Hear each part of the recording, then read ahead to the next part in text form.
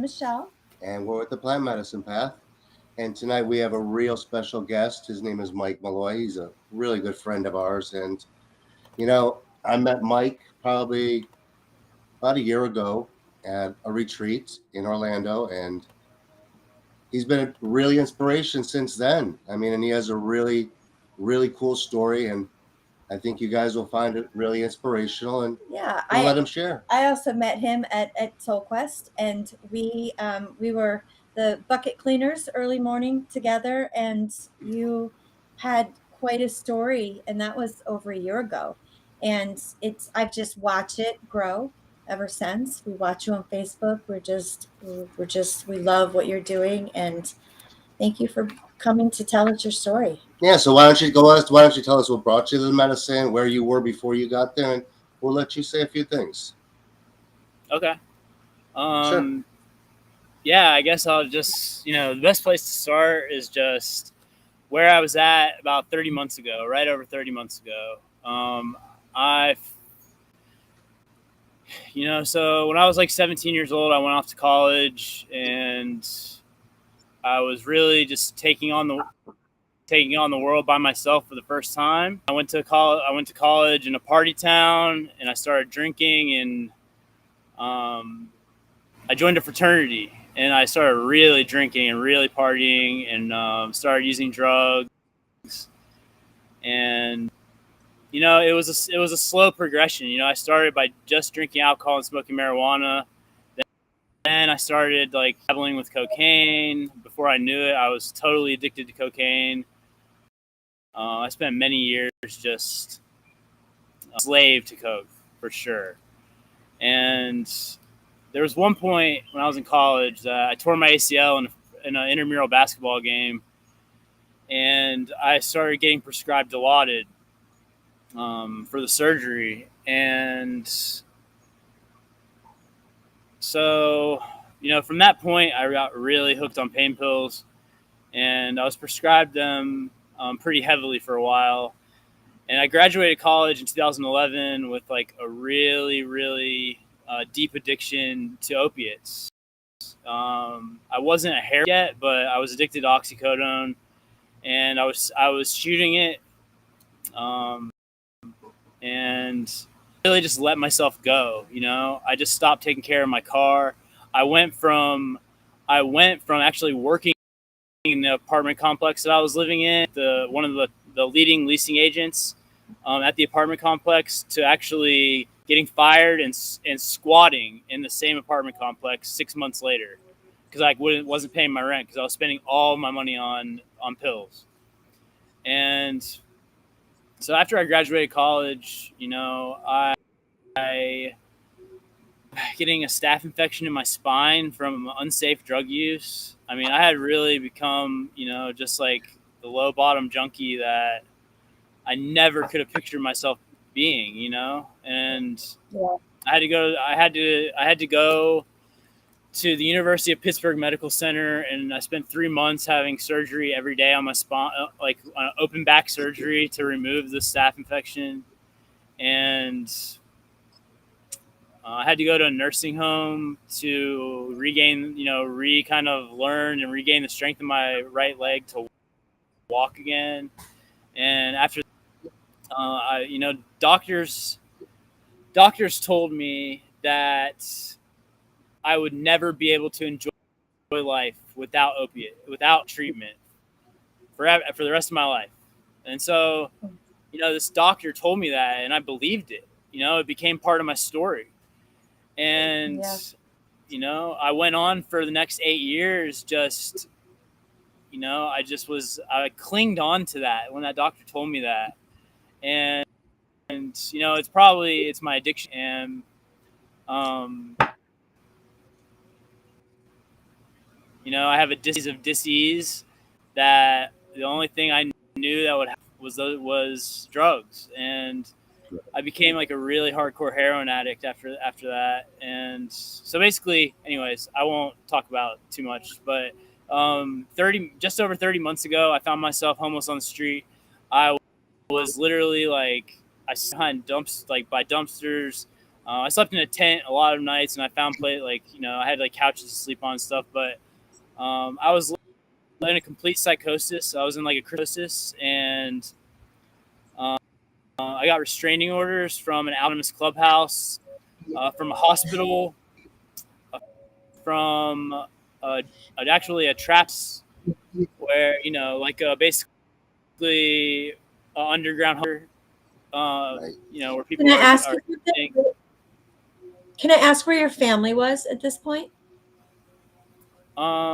they had my mom got sober in AA and had been sober for about 16 years. She's been sober over 16 years now, and she just always just telling me to pray or go to a meeting. Like she would just tell me over and over, like AA is the last house on the block, and she wouldn't really, I was like so sick, and um, I put her through a lot of pain. She went to sleep a lot of nights not knowing, like, my son might overdose tonight. I was Right. shooting up heroin every night. So there was no, I was,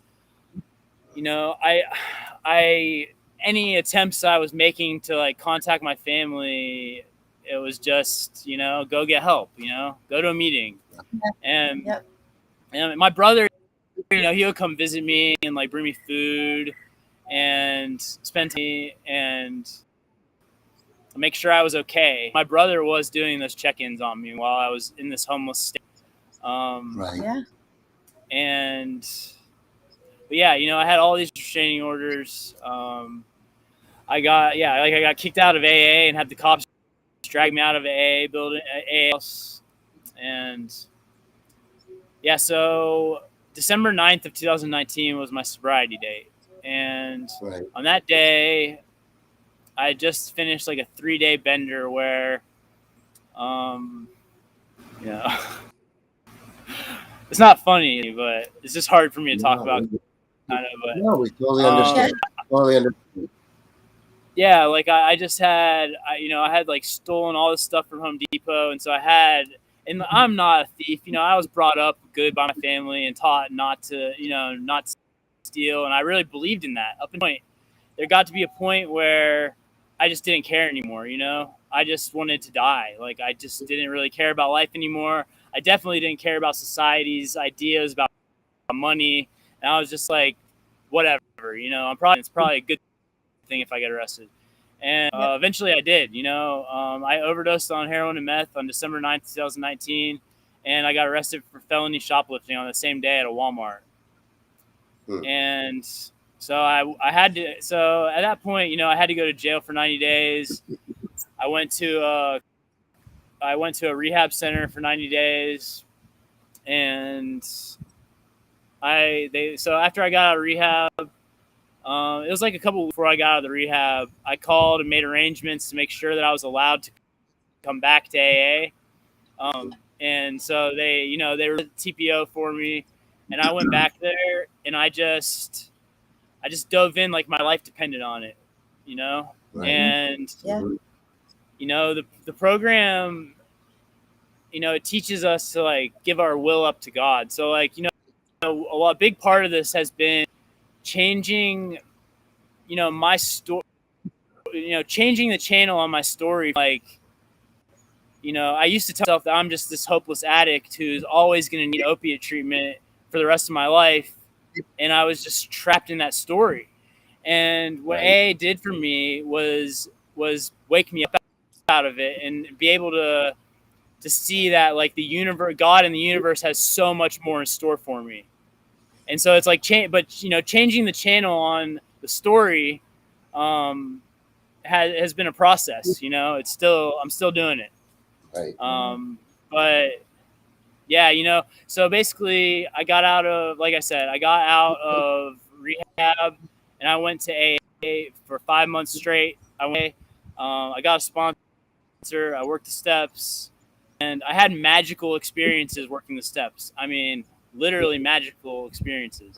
And so I just found, I was finding, like, I really truly was just finding amazing stuff in this group. I was still just really suffering, even it was at 10 months sober. I I had worked the steps, and I was still living life in a constant panic attack. Mm-hmm. And I was like, I was looking everywhere. I was talking to everyone I could possibly meet in these rooms, in these meetings, and my family, and like, no one really knew what to say to me because I had a lot of like psychosis that I needed to process, Right. that I was still stuck in, and I wasn't finding the help that I needed where I was at, and so basically, I was 10 months sober, and without going too deep into the story, I met this woman, and she brought me to a Sananga and Rape ceremony. Mm-hmm. And at that ceremony, I made my intention to give up smoking to the universe. And I had done a lot of damage to my lungs, so and I kind of set the intention to the group, and I let the woman administer the medicine. It worked. I haven't smoked since. Wow. And yeah, so it's been like 20 Wow. months, 21 months since I smoked. So I've allowed smoke into my lungs. And that was Other Rape than just that was Rape and Sananga. in Sananga. Yeah. It's Yeah, amazing. Yeah. and then a month later, I was brought to my first ayahuasca ceremony at Soul Quest, Yeah. and you know, it basically the only way I know how to say it is it kind of just like gave me my intuition back. Right. It gave me like hope, and the people there, the support that I had when I was in my journey, and when in between ceremonies, and integration, like just to have these conversations about spirit, and just Right. being able to say like anything I need to say, and it being honored, like that was what I needed. That was what unlocked the door for me. It was small. It was simple, tiny little conversations that I had with people at Soul Quest. Yeah. Right. Yes. And that was that Yes. breakthroughs for you. That medicine was that kind of that catalyst that kind of got you out of that stuckness. Then you started For volunteering. sure. Then I started volunteering. So after I drank the medicine, the first thing I did was I was also introduced to a group called Psychedelics in Recovery, which is a 12-step Right. fellowship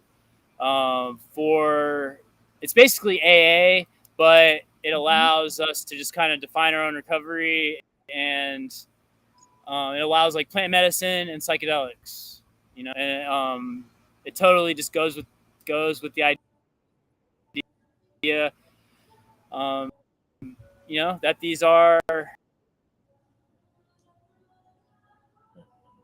Healing medicines. Yeah. these are healing. They can be done in a healing. PI and psychedelic recovery.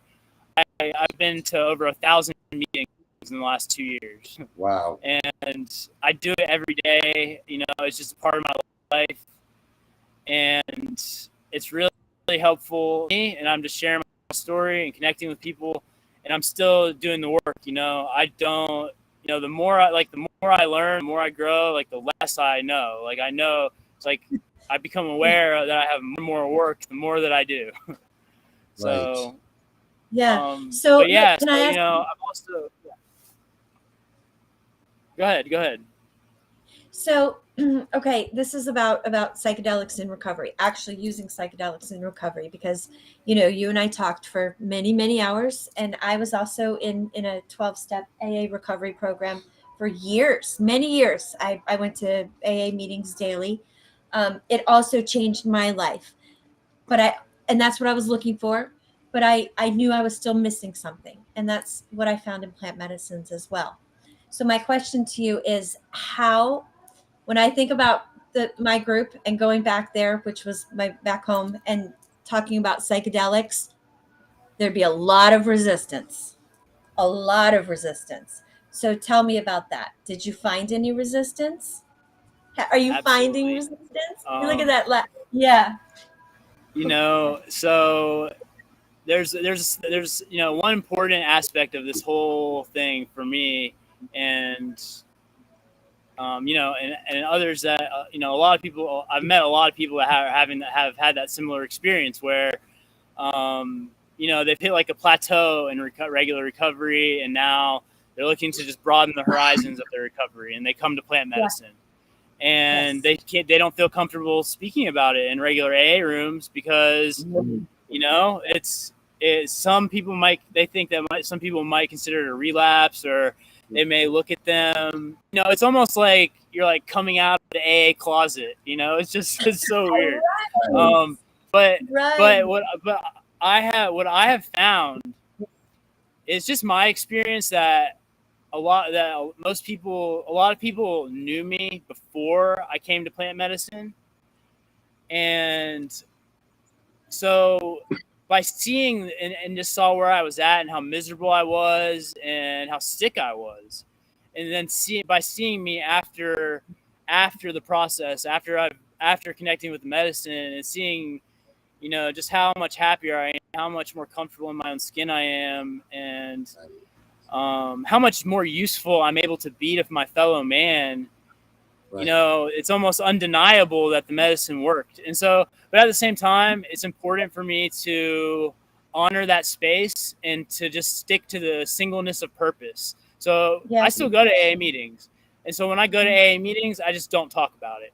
And even if someone comes up to me and they want to know more about ayahuasca, or they're like, man, like I heard you drank ayahuasca. I would love to go do that with you. I'm like, you can call me after this, but I'm not going to talk about it while I'm on this property.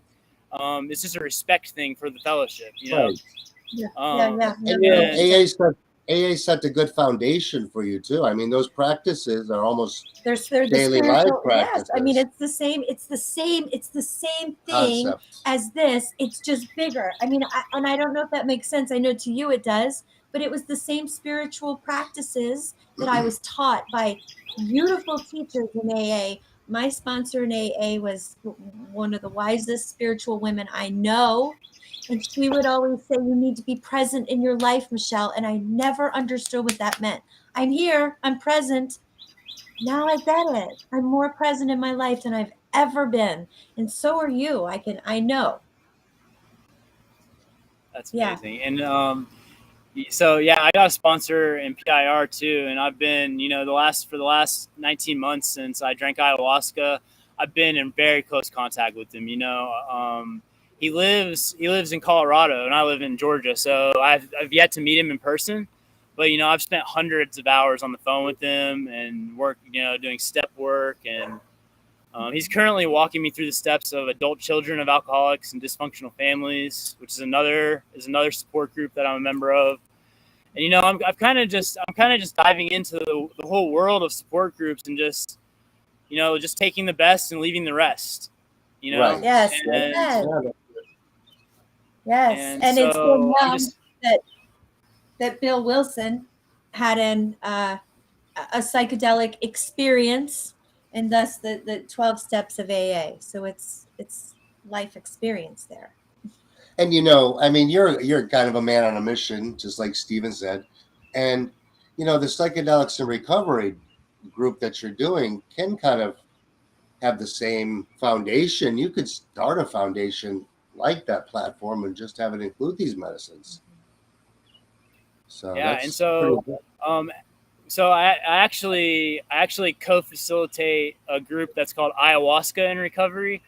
That is not a 12-step fellowship. So this is more of just kind of like recovery church kind of thing. It's and I co-facilitate it with Stephen Tuig.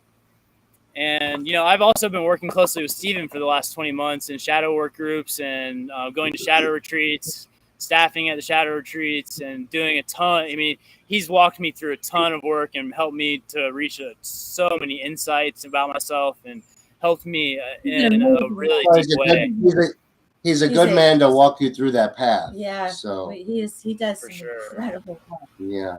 Well, so they'll talk to us about when you've drank the medicine. Now you started volunteering, and you volunteer quite a bit, and that is being of service, which is another AA first, right? Must, being of service, and that teaches you. Talk to us about that. Man, the healing that I find in volunteering is just it's like unmatched by anything else. Mhm. It's I'm able to just do so much deep work just being there for other people, connecting with other people. So basically, self-centeredness is the root of all my problems. It was what Right. was killing me. And Mhm. so now I'm just doing the opposite of everything I used to do, and it's working. So Right. so yeah, just trying to just selflessly give back and just help others through the process, and just open Right. the door by just telling, like, sharing my story. um it's like a egotistical thing for me to say that if I can do it, anyone can do it. But I hope that by sharing my story, that it will help give people hope, and see that there are ways for them to heal from whatever they're going Right. through. And what And are you doing now? I right. mean, you're 30 months ago you were overdosed and arrested on the same day, and now I so About 2 weeks ago, I started working at a psychiatric hospital, and I've taken the skills that I learned from volunteering at SoulQuest. And I had a lot of healing to get here too, to be able to actually be trusted in a Western medical facility to work with patients. It's taken me a lot of work to get here, Right. and yeah. So basically, I'm a mental health tech at a psychiatric hospital, and I'm kind of just I'm just helping the patients out. And on tomorrow's my third day of training on the unit. So yeah, I'm putting on scrubs and just going to work. And There you go. I never would have imagined myself. I never would imagine myself in this place. And Right. at the same time, talking about it with people that are in the medical world. The world of mental health is changing, and like Oh psychedelics yes. are coming up, Hmm. and it's part of the future of the medical world. So um, I'm being honored by everyone a lot more than I expected, and I don't Right. have to really hide this stuff very often. And if I do have to hide it from someone, it's probably not someone that I really want to be around right now.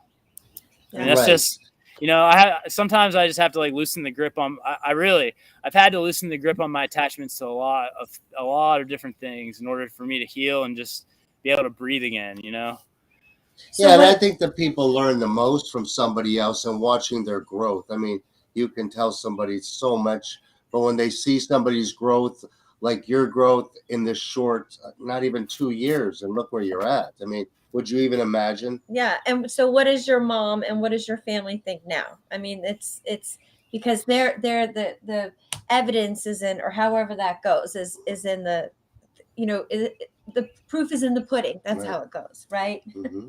For sure. I Yeah, can't. I can't totally speak to exact. I can't really project into what their thoughts. Any of it. I Right. don't know. I don't know Right. exactly. I believe what I believe is they are seeing a new version of me that they've never experienced, and we just don't. They don't really know me yet. yeah. So Right. actually, in 2 weeks, I'm going to the beach with my mom and my stepdad, my brother and sister, and my nieces and nephews for 4 days, and I'm gonna just really spend some time with them, um, and yeah, Well, I I don't think know, I don't know. they'll definitely enjoy this, Mike. I'm very Yeah, I sure mean, of it's the that. most authentic version of You yourself. know. It's beautiful. I saw it, the year and a half ago at Soul Quest, and I mean, it's we've been watching your progression through Facebook. I love the posts that you make of like the before and afters with your mug shots, and I mean, Hmm. because You we've tell all a been there. you I tell mean, a very good in some story. way, Hmm. it's beautiful. Yeah. It's a beautiful story that you have. You're And the medicine works. I mean, you're living proof the medicine works. But the Mhm. medicine is only a small part of how much this works. I mean, it's all in the work you put into it because the medicines are just experiences. You got to integrate those experiences on every day, and you're doing it. Yeah, You know, clearly. you're clearly doing it. So it's pretty amazing. Yeah. So one thing that I share when I'm talking about my story is like it's important for me to get grounded and just and say that it's not, it is like me and this body kind of that's been doing the work, but it's just like the grace of God or the universe or source or whatever you want to call it. It's just grace. I'm just like really blessed. Yeah. And um yeah, and I'll just share this one little kind of story, a little dive into the work that have been doing. Yeah, Um, please do.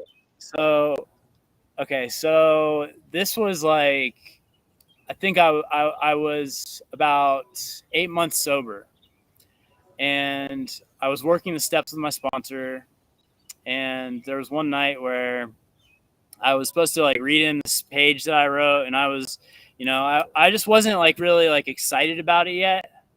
I was just kind of just stagnant. I was stuck, and I was willing to do it, but I just wasn't, I wasn't really pumped about it. I was really like suffering to just get the pen to the paper. Yeah. And so, the fourth step is kind of like about resentments. And I wrote this page and I read it to my sponsor, and he told me that he said like, if you're not gonna just like do this, then you might as well go drink, and like you might as well go back out and keep experimenting until you really finish. Right. And he even offered to give me $20, and I got so angry. Okay, so I thought I was just doing everything I could, and I just didn't get it. And I got so angry, and so I went home that night, and I redid the work that I was supposed to do with him that night, and I wrote like 8 pages out, and kind of in like a fury, like I was like angry while I was doing it, Right. and that night, all right, so I had like this spiritual experience that night that I woke up from in my sleep. I had this dream where I can't make this up because I would have written it differently. But all right, so I had this dream where I climbed up into this treehouse, like way up in the clouds. Okay, it was like a mile high, and when I got up there, this fairy showed up and blew fairy dust in my face, and I woke up from the dream and just like I've never felt in my life. I've never felt the like pleasure or like healing that happened in that. Right. Um, it was like all these repressed emotions just like were like lifted off of me, and so at that point, it was right then that I was like, okay, there's something to this.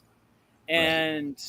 And so and I kind of like, it was like a real deep reassurance, um of just like spirit, just like doing something behind the scenes kind of. But Right. okay, so Absolutely. that happened, but then like 4 months later, I was at Soul Quest, and I was up in my bunk. I was up in a top bunk, and this girl that like really totally resembled a fairy came up to me, and she asked me if I wanted her to serve me rape. And I'm just like, whoa, this is like synchronicity is way too deep. And so that's like it. The universe has a story. The universe has the story. Like, it's not my story. Right. I'm just a part of it. You're Yeah. just creating Yeah. it. Yeah. That's all. Yeah. But you Well, you signed up for it, and you're learning the lessons. You're clearly doing the work, and you're learning the lessons, and it's just, it's ever evolving. sure. It is. You do have a truly amazing story, Mike, and we really appreciate your time tonight. Yeah, we do. Thank you so much. I love watching what you're doing, and it's beautiful. And then you just want to mention your groups a couple more times before we head out? Yeah, sure. I'm a person that has been to, like I said, I've been to so many meetings of different groups. Uh, I've been to Alcoholics Anonymous. I still go to AA meetings. I'm a member of Psychedelics in Recovery, and that I would say that is my primary fellowship, where I go to meet to most of my meetings on Zoom. And they're mostly on Zoom. Yeah. When I was out in Las Vegas a few weeks ago, and I helped to start the first live meeting there. And there's starting to be live meetings pop up in like major cities. Right. So Awesome. God, that's so awesome. It is amazing. It's amazing. I And love this. I've also been, I've been to CMA, Crystal Meth Anonymous meetings. I've been to Heroin Anonymous meetings. I've been to Narcotics Anonymous meetings. And I also go, really the main thing I'm working with right now is adult children of alcoholics and dysfunctional families. And I'm finding a lot of healing out of mixing that with psychedelics and, with all the work I'm doing.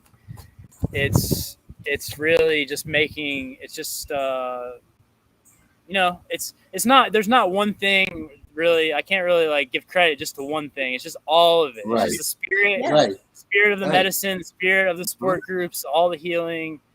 But yeah, so we have the Ayahuasca and Recovery group at 5 o'clock on Thursdays, 5 o'clock Eastern time on Thursdays. And, anyone is willing to attend. It's not for, you don't have to be like a low bottom drug addict like me to come to this group.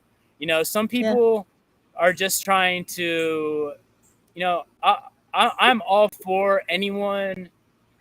Like I honor anyone that just wants to improve their life and is focused on their wellness, especially if they're focused on their wellness, And so if someone wants to go from drinking 4 beers a night to drinking 3 beers a night, and they need support around it, I'm here, like, that's welcome. So it is, it's a place where anyone can just come and it just helps to just talk about like the struggle and, we're all healing together. Like we're all each other's medicine. So yes, we are. By just connecting, it can be really, really helpful. For me, I was able to quit smoking by just speaking to a group one time about it.